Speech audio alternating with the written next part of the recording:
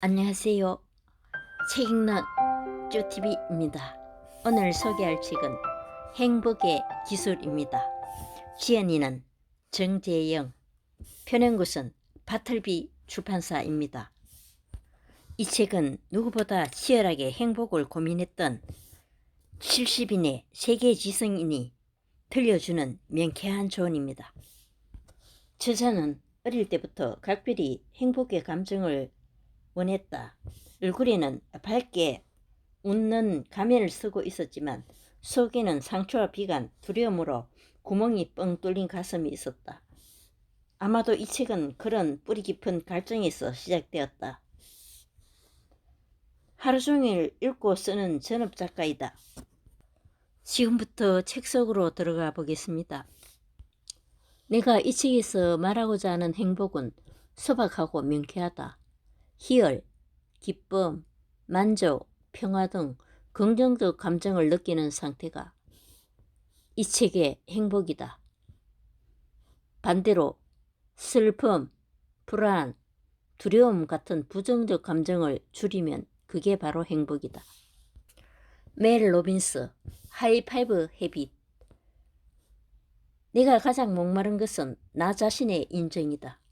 미국의 라이프 코칭 강사이자 작가인 멜 로빈스가 굿모닝 헤빗에서 들려준 체험담이다. 로빈스는 어느 날 아침에 이를 닦으려고 화장실 거울 앞에 섰다. 세상에 이렇게 흉한 몰골이 있나.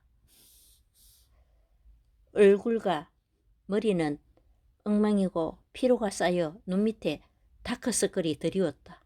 뱃살은 늘어졌고 목에는 나이가 드러나는 주름이 자글자글하다. 자기 모습에 깜짝 놀라는 건 쓸쓸하고도 무서운 일이다. 이게 정말 내 모습인가? 부정하고 싶으신다. 그리고 빨리 눈을 돌리고 싶으신다. 서둘러 세수를 하고 거울 앞을 떠나버리고 싶다. 그런데 화장실 거울 앞에 멜 로빈스는 체면에 걸린 듯이 이상한 행동을 하게 되었다. 거울 속에 낯설고 흉한 자기 얼굴을 바라보면서 손을 들어 손바닥을 보인 것이다. 그러니까 친구에게 하이파이브라도 하는 듯한 자세를 취했다. 이 난데없는 행동으로 힘이 솟아났다. 마음의 위로를 느꼈다. 내가 나에게 응원과 격려를 주는 느낌이었다. 로빈스는 다음날 아침에도 피로와 무기력이 찌든 거울 속 자신에게 하이파이브를 했다. 역시 기분이 좋았고 힘이 났다. 이걸 몇 번 반복하니 자연스레 새벽 6시에 벌떡 일어나 기쁜 마음으로 화장실 거울 앞에 달려가게 되었다고 한다. 로빈스를 움직인 것은 스스로의 마음이었다. 자신에게 행복을 주고 싶은, 자신에게 응원을 받고 싶은 기대감이 거울을 향해 달리게 했다. 집이나 회사나 학교 그 어디에서든 자신에게 하이파이브를 해줄 수 있다. 손바닥을 보여주는 것도 좋지만 더 중요한 것은 따스한 마음으로 자신에게 말을 걸어주는 것이다. 가령 나 자신을 향해서 내가 힘들고 슬프다는 거 내가 알아. 나는 항상 내 편이야 라고 말해보자. 그러면 용기와 에너지, 희망을 되찾게 될 것이다. 그렇게 스스로에게 손을 흔들며 위로하는 습관이 로빈스가 말하는 하이파이브 헤빗이다. 따라해보면 실감하게 된다. 빠르고 확실한 효과가 있다. 내일 아침부터 해보자. 처음에는 겸정쩍더라도 거울 앞에 선 자신을 바라보면서 온화한 미소를 짓고 손을 흔들어 주자. 어색하고 부끄럽고 남이 볼까봐 걱정될 수도 있다. 하지만 동시에 행복감이 밀려든다. 그런데 이유가 뭘까? 스스로에게 하이파이브를 하는 일이 왜 힘과 위안, 행복을 가져다 줄까? 여기에 인간 심리의 비밀이 있다. 사람은 자신의 인정을 가장 바란다. 부모님, 선생님, 사장님의 인정보다 나 자신이 나를 인정해 주기를 더 바란다. 사랑하는 연인이나 자녀가 나를 인정해줘도 내가 나의 존재의 가치를 인정하지 않으면 나는 불행에서 빠져나올 수 없다.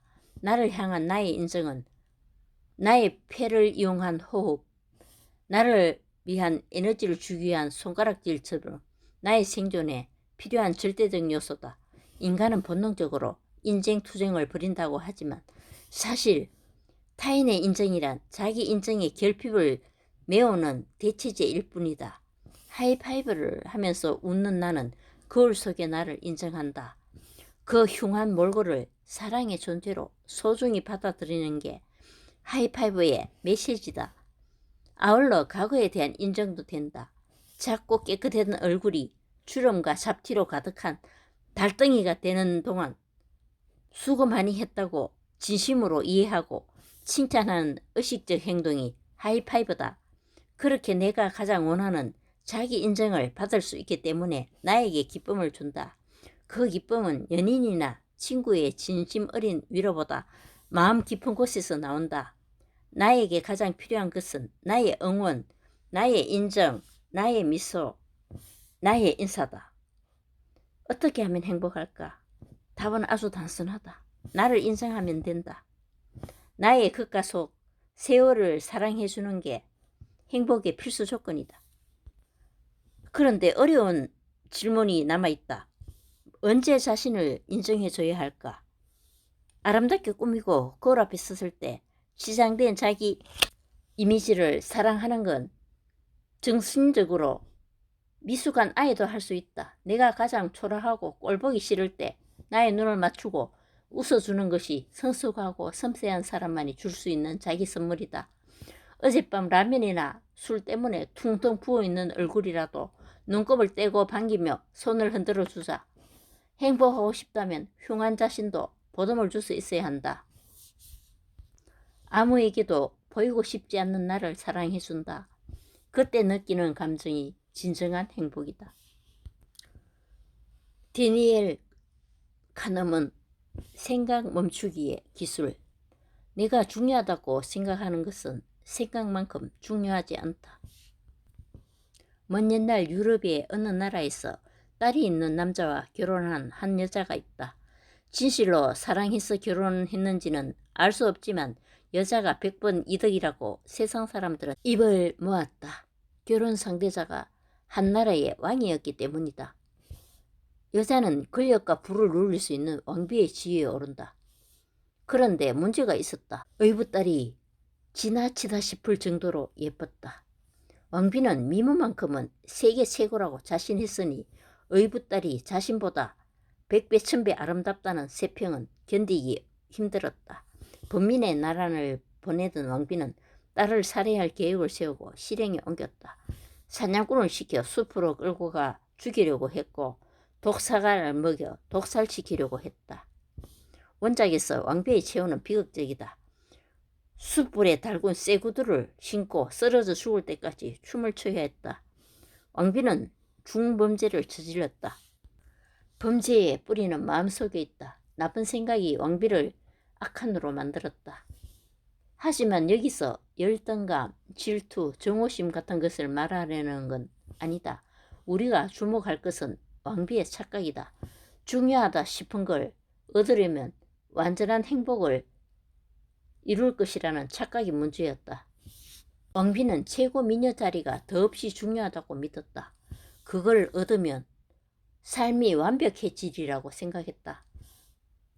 정말 그럴까? 가장 아름답다는 찬사가 왕비를 끝없이 행복하게 만들까? 그게 아니라는 걸 누구라도 안다.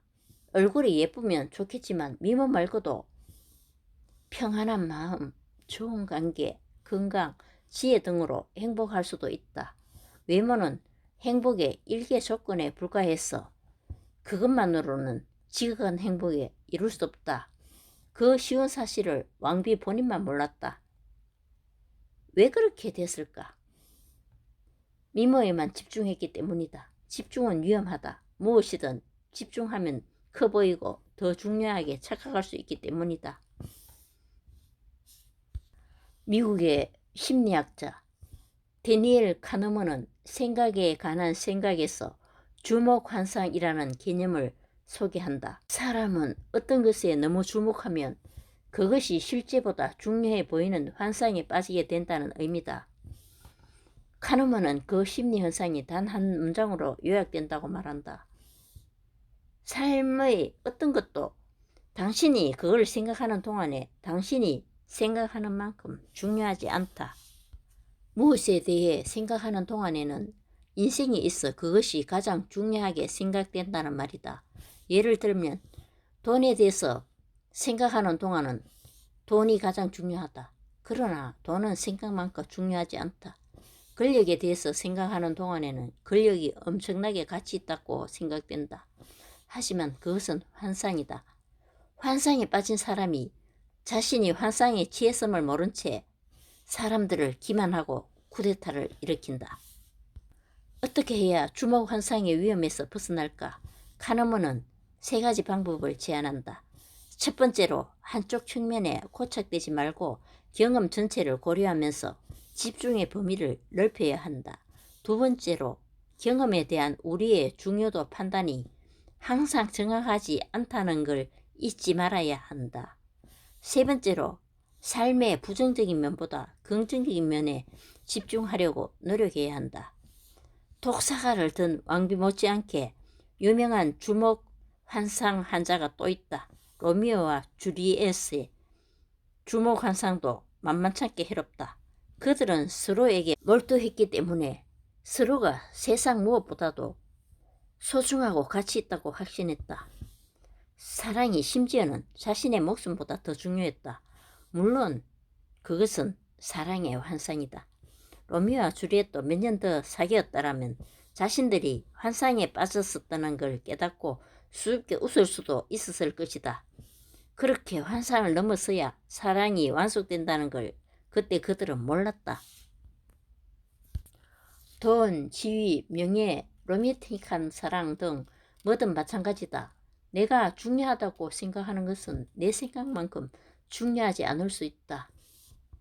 바꿔 말해서 나는 생각보다 덜 중요한 문제 때문에 지금 필요 이상으로 괴로워하는지 모른다. 자주 생각하지 말자. 때때로 스위치를 내려서 신경을 끄자. 생각을 잠시 멈추면 이슈의 중요도는 실제에 가깝게 보이고 번민과 고통의 크기도 줄어든다.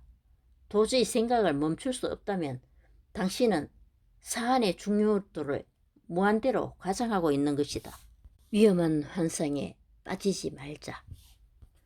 엘렌 랭어, 내 삶 속에 만드는 자유의 씀. 세상 밖으로 떠나지 않아도 자유로울 수 있다.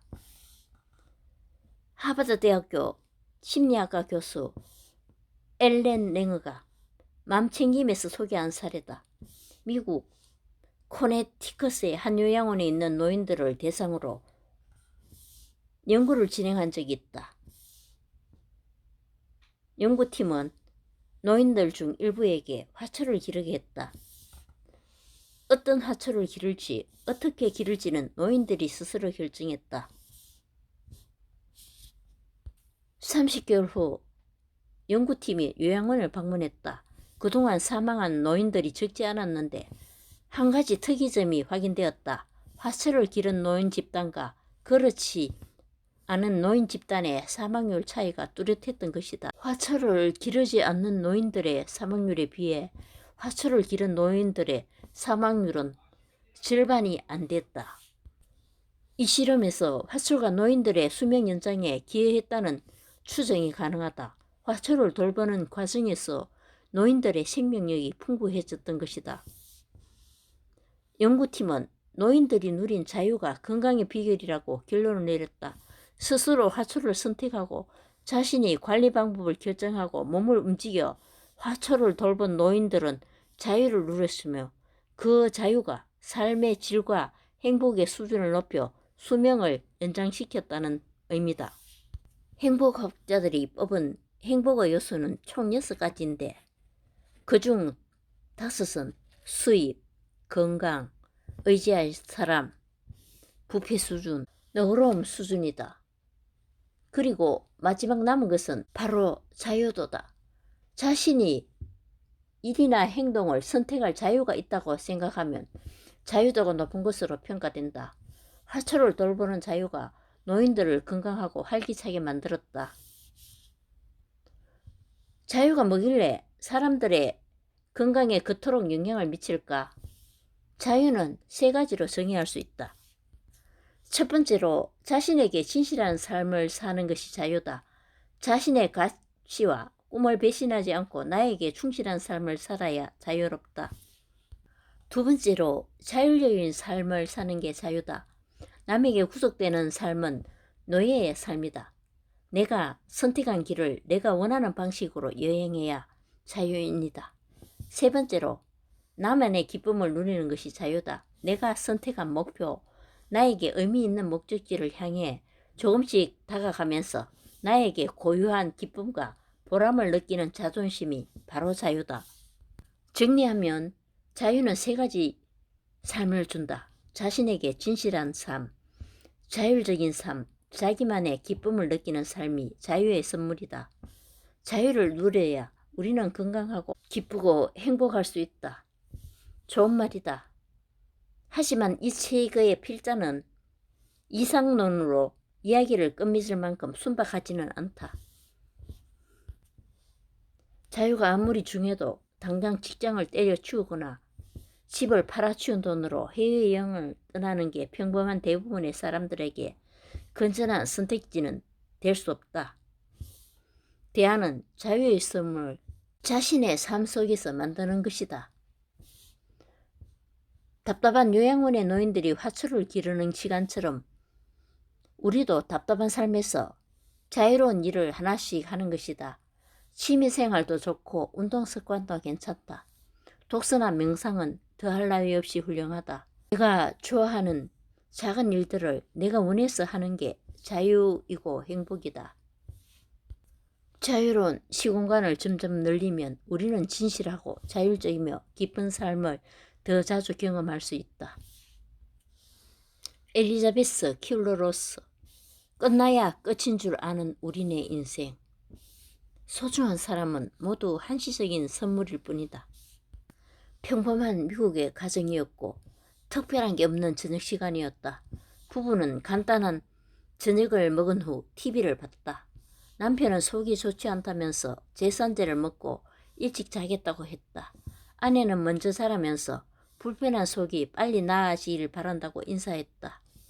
얼마 후 아내가 침실로 가서 살펴보니 남편은 속이 괜찮아졌는지 깊이 잠이 들어 있었다.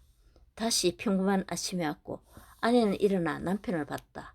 그런데 전혀 평범할 수 없는 일이 벌어져 있었다. 그녀는 이렇게 회고했다. 나는 직감할 수 있었어요. 살펴보니 알겠더군요. 케빈은 세상을 떠난 거였어요. 그는 잠을 자다가 44세 심장마비로 숨을 거두었어요. 남편은 아무런 기색도 예고도 없이 돌연 사망하고 말았다. 그 평범한 아침에 세상을 떠난 남편을 발견한 심정은 어땠을까? 그날 이후 이 여성은 세상을 다르게 보게 되었다. 케빈이 숨진 후 우리의 삶을 되돌아봤더니 모든 게 달라 보였어요. 그것이 우리의 마지막 키스였고 마지막 식사였으며 마지막 휴가였고 마지막 포옹이었으며 마지막으로 함께 나눈 웃음이었던 겁니다. 나는 깨달았어요. 언젠가 마지막 저녁 외출이고 마지막 추수감사절인지 일이 일어나기 전에는 알 수 없는 겁니다. 케빈은 나에게 선물이 없지만 잠시 할게 할 뿐 영원할 수 없다는 걸 알았습니다. 엘리자베스 키블러로스가 소개한 위사례를 보면 모든 관계는 반드시 끝이 찾아온다는 걸 알 수 있다. 우리는 사랑하는 사람이 영생할 것처럼 생각한다. 그런 습관이 불행을 부추긴다. 무관심이나 갈등의 원천이 된다. 소중한 사람들은 모두 선물이지만 영원한 선물이 아니라 한시적 선물일 뿐이다. 나의 소중한 사람들은 연기이고 이슬이고 바람인 것이다. 하루 종일은 아니더라도 언뜻언뜻 떠올리는 그 사람과 다정하게 지내다가 애틋하게 이별할 수 있다. 행복에 대해서, 인생에 대해서 많은 생각을 하게 하는 고마운 책이었습니다. 감사합니다.